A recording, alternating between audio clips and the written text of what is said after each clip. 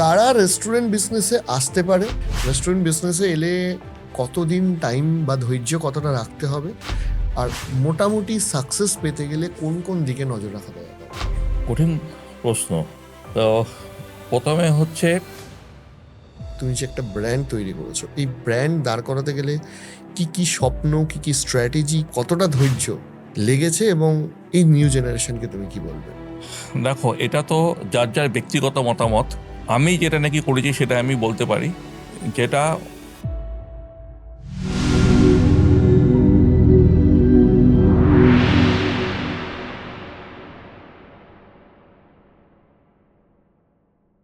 এবার আরেকটা বিষয় আসছি, সেটা হচ্ছে যে তোমরা এমন একটা বিজনেসে আছো যে বিজনেসে 2 বছরের মধ্যে 95 to 96% মানুষ ব্যবসা বন্ধ করে পালিয়ে যায়।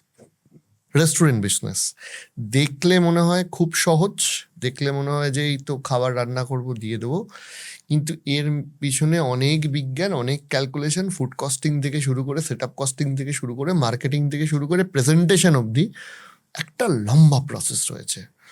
তো কেন এই বিজনেসটা তোমার মনে হয় যে এতটা শক্ত, যে 90 to 95% মানুষ ব্যর্থ হয়ে পিছিয়ে আসে?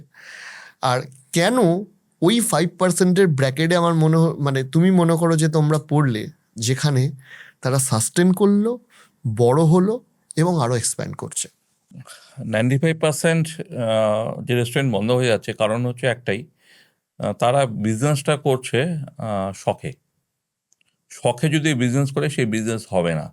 লোকের কাছে বলতে ভালো লাগে আমার একটা ক্যাফে আছে, আমার একটা রেস্টুরেন্ট আছে, একটা গ্ল্যামারাস ব্যাপার।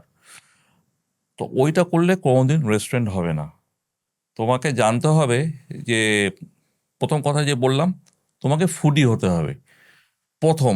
তুমি যদি খাওয়ার টেস্ট জানো, খাবারটা বোঝো, তাহলেই কিন্তু তুমি একটা রেস্টুরেন্ট করতে পারবে। কারণ একটা শেফ নিয়ে আসলে তুমি কিন্তু বুঝতে পারবে না অ্যাকচুয়ালি এটা টেস্ট কী। সুতরাং সেই নলেজটা তোমার থাকা দরকার। আর দ্বিতীয়ত হচ্ছে তোমার লোকেশন চয়েস, তুমি কোন জায়গাটা তুমি লোকেশনটা নিচ্ছ, এবং তোমার ফুড কস্ট কী হবে সেই জিনিসগুলো জানা দরকার। এলোপাথারি আমি একটা জায়গা দেখে একটা রেস্টুরেন্ট খুলে দিলাম, ক্যাফে খুলে দিলাম, ফুড কস্ট বুঝলাম না, পাশের দোকানে রেস্টুরেন্টের মেনু নিয়ে এসে আমি ছাপিয়ে দিয়ে আমি একটা রেট বানিয়ে করে দিলাম, সেটা হবে না। ওই করলে হবে না, ওর তোমাকে এসওপি আলাদা, তোমার এসওপি আলাদা। সম্পূর্ণ আলাদা।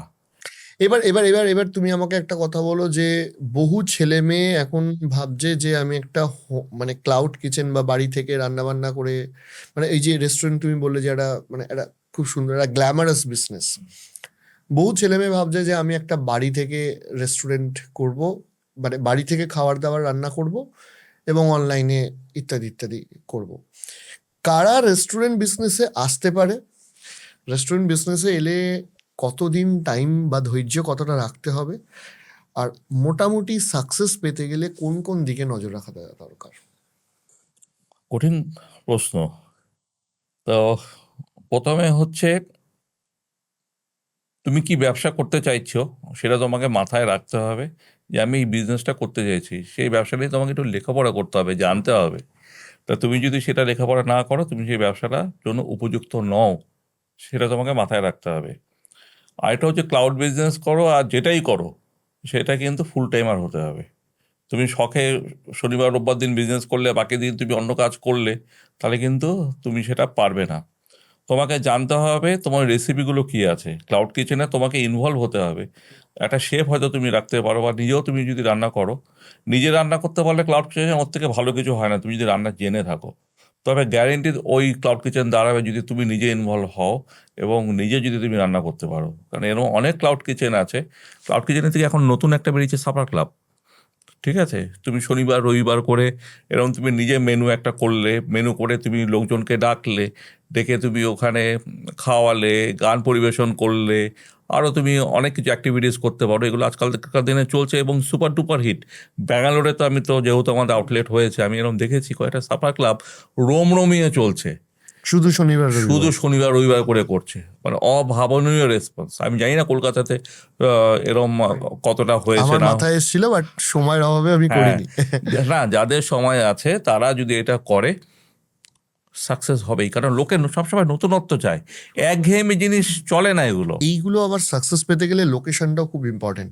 মানে কেউ যদি মনে করলো যে আমি গিয়ে মানে টায়ার টুর কোনো একটা ডিস্ট্রিক্টের সিটিতে গিয়ে আমি এটা করব, তার সাকসেস রেট কিন্তু কম হবে। রাদার দেন তুমি যে বিজনেসটা বলছো এটা হয়তো বালিগঞ্জ, নিউ আলিপুর বা বেস্ট হচ্ছে নিউ টাউন বা সল্টলেক সেক্টর 5-এ তুমি যতটা যেখানে successful করবে হবে। তোমার পার্কিংটা দরকার, ঠিক আছে, কারণ অনেক দূর দূর থেকে সাপোর্ট আর অনেক দূর থেকে লোক কর্পোরেটের যায়। এমপ্লয়ি দরকার, যেখানে মোটামুটি কর্পোরেটে কাজ করে এই হ্যাঁ, মানুষরা থাকবে, হ্যাঁ, এবং যাদের যারা শনিবার রোববার ছুটিটা শনিবার থাকে, রবিবার ছুটি থাকবে, খাওয়া দাওয়ার সাথে গান বাজনাটাও হবে, এই জিনিসটা ওরা পছন্দ যারা করে, যাদের এনজয় করতে চায়। যাদের হ্যাঁ, হেকটিক শিডিউল, হ্যাঁ, তারাই তো এনজয় করতে একদম আসবে। একদম একদম So, এই জিনিসটা হলে হবে। এইটার সাথে আমি তোমাকে আরেকটা জিনিসও জিজ্ঞেস করছি, সেটা হচ্ছে যে মানে ধরো রেস্টুরেন্ট বিজনেস, সেখানে গিয়ে এখন অনেকে এই ভরসাতে রেস্টুরেন্ট খুলে ফেলে, আরে ও তো অনলাইন আছে, আমি আর কোম্পানি দুটোর নাম নিচ্ছি না। গোটা ভারতবর্ষ জুড়ে একটা সমস্যা চলছে যে যে পরিমাণের কমিশন এই কোম্পানিগুলো কেটে নেয়, সেখানে হয়তো অনেক ছোট ছোট ব্র্যান্ডগুলো যারা শুরু করছে, আমি তোমাদের মতো ব্র্যান্ডগুলোর কথা বলছি না যাদের মানে অন্য রকম টাই আপ থাকে, যারা শুরু করছে তাদের তো কার্যত কিছু থাকে না, তারা তো মিসগাইড হয়ে তারা ভাবে যে ওই অনলাইন ডেলিভারি থেকে আমার প্রচুর প্রফিট আসবে এবং আমি খুলে নেব। তো এই ভাবনা চিন্তাটা নিয়েও তুমি কি বলবে, যে খুললে অফলাইন সেলের দিকে কতটা নজর রাখা উচিত আর অনলাইন সেলের দিকে কতটা নজর রাখা উচিত? আমার ব্যক্তিগত মতামত হচ্ছে যে কাউন্টার সেল করলে সবচেয়ে ভালো। যদি হোম ডেলিভারি করো তাহলে নিজের জন্য একটা লোক রাখো। তো অনলাইনে ধরো যারা নাকি আছে তারা প্রচুর কমিশন কাটছে, যেই কমিশনটা কাটছে তারা হয়তো অনেকে জানেও না যে তার থেকে কত টাকা ওরা কেটে নিল। মোটামুটি হিসাব, ক্যালকুলেশন বোঝাই যায় না। ক্যালকুলেশনে তুমি যদি খুব ভালোভাবে দেখো, দেখবে 35-40% ওরা কেটে নিয়েছে। কোনো সময় ক্যান্সেলেশন চার্জ, কোনো সময় হচ্ছে লং ডিস্টেন্স চার্জ, কোনো সময় দেখবে এই অ্যাড কখনো চালিয়ে দিয়েছে, কখন দেখবে 50% অফ করে দিয়েছে, তুমি নিজেই বুঝতে পারবে না। তো সুতরাং আমরা মেনলি এগুলো অনেকটা অ্যাভয়েড করি, ইগনোর করার চেষ্টা করি। আমাদের নিজস্ব যেটা হোম ডেলিভারি আছে তার উপরেই আমরা মেনলি ফোকাস করি, চেষ্টা করছি আস্তে আস্তে যতটা এখান থেকে বেরোনো যায়। অর্থাৎ কেউ যদি খুলতেও চায় তাকে হোম ডেলিভারি এবং কাউন্টার সেল দুটো সেট আপ নিজেকে করেই নামাটা বাঞ্ছনীয় একদম তোমার মতে? আমার মতে ডেফিনেটলি। এবার তুমি আমাকে একটা কথা বলো, একটা ব্র্যান্ড দাঁড় করাতে গেলে, তুমি যে একটা ব্র্যান্ড তৈরি করেছো, এই ব্র্যান্ড দাঁড় করাতে গেলে কি কি স্বপ্ন, কি কি স্ট্র্যাটেজি, কি কি ধৈর্য, কতটা ধৈর্য লেগেছে? এবং যারা নিউ জেনারেশন, যারা বহু মানুষ, মানে আমি বিশ্বাস করি আজকে তোমাদের দেখে বহু বাঙালির ইচ্ছা যে সেও একজন ব্যবসা করবে এবং সেই ব্যবসা থেকে সে একটা বড় ব্র্যান্ড তৈরি করবে। এই নিউ জেনারেশনকে তুমি কি বলবে? দেখো, এটা তো যার যার ব্যক্তিগত মতামত। আমি যেটা নাকি করেছি সেটা আমি বলতে পারি, যেটা যে মনে একটা ধাক্কা না খেলে জিনিসটা হয় না, যেটা আমি আমার বন্ধু বান্ধব আত্মীয়স্বজন থেকে ধাক্কা খেয়েছি, তোর দ্বারা কিছু হবে না।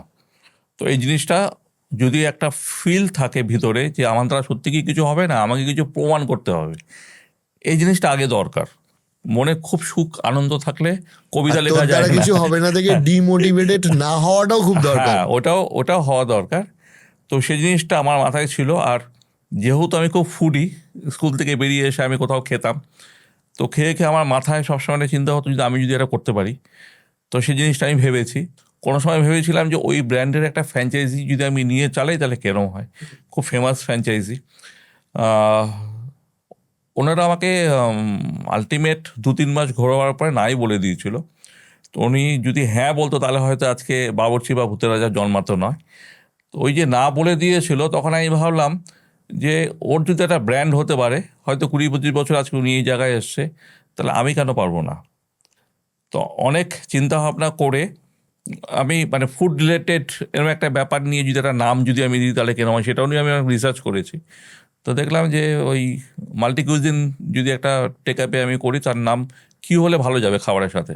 দেখলাম একটা সিনেমা হয়েছিল বাবুর্চি, বাবুর্চি কী কাজ, সে বাবুর্চি মানে যে শেফ, যে রান্না করছে সে, আর সেই নামই আমি করলাম। এবং প্রথমেই আমি যেটা নাকি করেছিলাম সেটা হচ্ছে বিরিয়ানি আমি প্রথম বিক্রি করেছিলাম 28 টাকায়, 28। চিকেন না মাটন? হ্যাঁ, চিকেন মাটন দুটোই 1999-এ 28 টাকায় বিক্রি করেছিলাম। তখন মার্কেটে বিরিয়ানির দাম হচ্ছে 45 টাকা, অন্যান্য ব্র্যান্ডের যারা ছিল 45 টাকা। রোল বিক্রি করেছিলাম আমি 6 টাকায় তখন। হ্যাঁ, তখন রোল চলছিল ধরো তোমার ওই 12 টাকা এরম। তো এই দুটো আইটেম আমি রেখেছিলাম, এই দুটো আইটেমই কিন্তু আমার ওই টেক অ্যাওয়ে কাউন্টারের হচ্ছে টার্নিং পয়েন্ট। যে লোকে তো তুমি ভাবতেই যেটা পারেনি। বলছো আজকেও হাইয়েস্ট সেলিং আইটেম হ্যাঁ। রোল আর বিরিয়ানি। হ্যাঁ, তো ওটাই কিন্তু আমাকে ফেমাস করতে সাহায্য করেছে। এবং যখন নাকি আস্তে আস্তে এটা মানে একটা পরে আমি একটা রেস্টুরেন্ট ওপেন করলাম, তখন কিন্তু আমার কোনো অসুবিধা হয়নি। লোকে সাউথ কালকাতাতে বাবুর্চি নামটা খুব তাড়াতাড়ি স্প্রেড করেছিল, ডিউ টু উল্টো দিকে আমার যাদবপুর ইউনিভার্সিটি আছে, আর ইউনিভার্সিটি তো সারা জায়গা থেকে লোক আসে, ওখান থেকে নামটা স্প্রেড খুব তাড়াতাড়ি করেছিল। এবং যখন আমি ভূতের রাজা করলাম, ভূতের রাজা তখন বলতো আরে এটা তো বাবুর্চিরই। আচ্ছা, হ্যাঁ, তো ওখান থেকে আমার সুবিধা হয়েছিল। ব্র্যান্ড এক্সপেনশন হ্যাঁ, করতে ব্র্যান্ড এক্সপেন্ড করতে আমার সুবিধা হয়েছিল। ক্যাফেটা কবে করলে? ক্যাফেটা করেছি ধরো এই 8 বছরের মতো হলো, দ্য নেস্ট ক্যাফে আমি ওটা করেছি। ওটা মেনলি হচ্ছে যাদবপুর ইউনিভার্সিটির সব যারা স্টুডেন্ট রাস্তাঘাটে দেখছি ঘুরে ফিরে এই কোনায় ফোনায় নেশা পেশা করছে, এগুলো করছে। হ্যাঁ, ওখানে কেন করবি, আমার এখানে এসে বস, হুকা টুকা খা। হ্যাঁ, তো তাদের জন্য আমি ওখানে ওই অ্যারেঞ্জমেন্ট করেছি, ওই ফিঙ্গার ফুড যেগুলো হয় সেরকম খুব অল্প দামেই রেখেছি। তো ওদের জন্যই করা মেনলি নেস্ট ক্যাফেটা, ক্যাফেটা ওইটা ওইভাবেই চলছে। ক্যাফেটা নিয়েও তো নিশ্চয়ই পরে আবার প্ল্যান করবে। ক্যাফে নিয়ে এই মুহূর্তে আমি প্ল্যান এখন করছি না। ভূতের রাজায় ফোকাস। হ্যাঁ, কেননা ব্যাঙের ছাতার মতো রোজ যেরকম করে ক্যাফে জন্মাচ্ছে, প্রত্যেক দিন দেখছি নতুন নতুন নতুন নতুন ক্যাফে হচ্ছে। এই জন্য ক্যাফে নিয়ে আমি এই মুহূর্তে খুব একটা চিন্তা ভাবনা আমি করছি না।